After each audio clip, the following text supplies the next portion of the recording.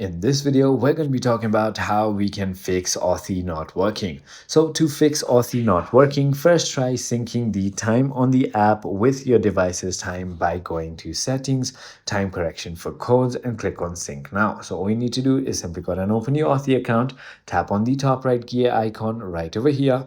And once you've done that, all you need to do is simply go ahead and head into your time correction for codes and do that. Or even if you're having confusion, all you can do is simply go ahead into your settings and then head into date and time. So let me just go ahead and search for date and time.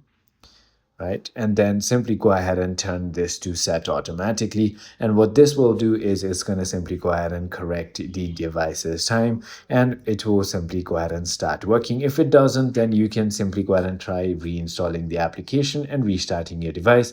However, if everything doesn't work, then all you can really do is going to be heading into Authy support page and contacting Authy support. I hope this video was helpful to you. If it was, hit that like button and I'll see you on the next one.